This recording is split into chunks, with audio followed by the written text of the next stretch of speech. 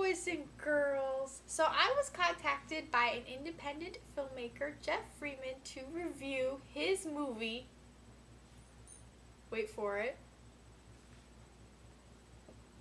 Island of the Cannibal Death Gods. When I first heard about this movie, I immediately fell in love with the title. That alone is just really, really awesome. But I also give major kudos for this poster. Very well done poster. And what's really awesome is even though this movie was released in 2011, as you can tell by that poster, it's definitely a play on the old 1960s horror movies, especially the old Herschel Gordon Lewis movies. Super awesome. So I'm going to be reviewing this little number, but before we get started, boys and girls, I'm going to tell you a little story.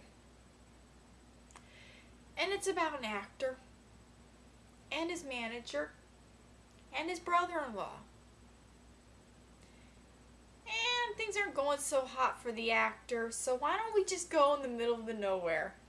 Go on a boat. Run away. Cool. But alas, this trip goes horribly, horribly wrong. And hilarity ensues.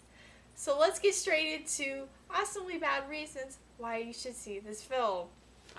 As I said, this is definitely a play on the old Herschel Gordon Lewis films. It also helps as well that this movie was shot in Florida. Florida is the most awesome place ever to shoot any movie, but especially horror movies, because it doesn't matter how little money you have, Florida has enough beautiful greenery and scenery that you can pretty much do anything and it looks 10 times more awesome. So that alone, we need to thank Florida. Cool. What's also really great about this film is you have your red neon blood and your blue filter night. Those are my two favorite things that I love to see in awesomely bad movies. I need cheesy red blood, I need blue filter night, and Piper Dork is very, very, very happy. What's also fun about this film is that the acting surprisingly isn't so bad for a independent piece. As you know, sometimes with awesomely bad horror movies, the acting can be a little the actors can look more like they're applying for a community theater than they are for a movie. But this is surprisingly not too bad. I especially appreciate Derek McQueen. He plays the brother-in-law in the movie, and he looks a lot like LeVar Burton. And I don't mean to take offense, but he just looks like LeVar Burton. But he does a very good job.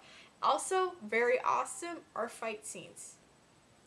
Really awesome, but very bad fight scenes by Russ Shucks Jones. That's actually his name on the credits. I ain't making it up.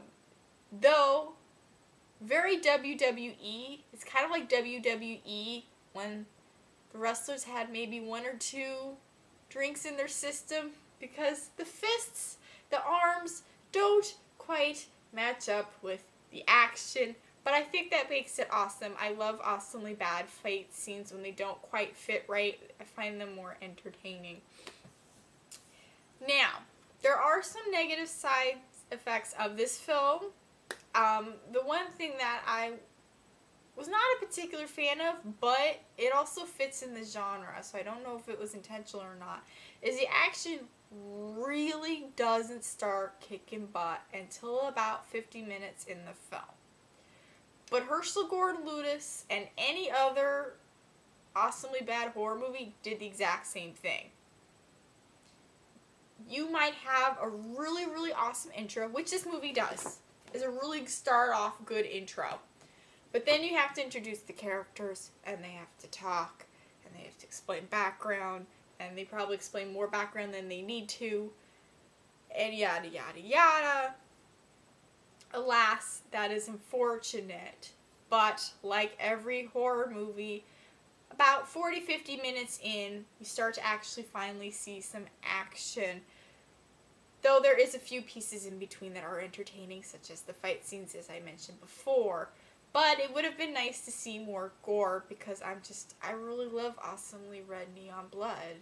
And if there's a reason to put it in there, You should. Also, really cool organs and parts and things. You see a little bit, but just not enough. I would have liked to see a little more, but it's okay. I still think this is a really awesome bad movie, and I really give props to independent filmmakers. I always give them a little more slack just because they put their heart, soul, and usually their whole life savings into these movies. I'm much more harsher with big film companies just because they should know better and they don't, and they make crap, and it's not even good crap, it's just crap. So I like it a lot more to see independent movies do their best, even though it can be a little off at times. I think this is definitely a really great attempt.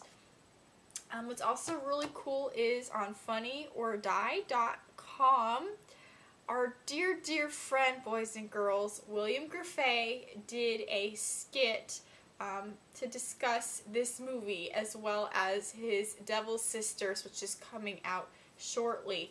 And that's really funny as well. And I'm going to have the link of that, as well as all the links of the information down below. I hope, boys and girls, that you do check out this movie. It is available on Amazon for rental or download. And I gotta point out this poster again. Really super awesome. I think if they got rid of this guy here on the top and just did that, it would look like a dead on of an old 60s movie poster for sure. So, boys and girls, I hope you enjoyed my review. I hope you see all the information down below, and everyone's doing super awesome, and I'll talk to you guys later. Bye!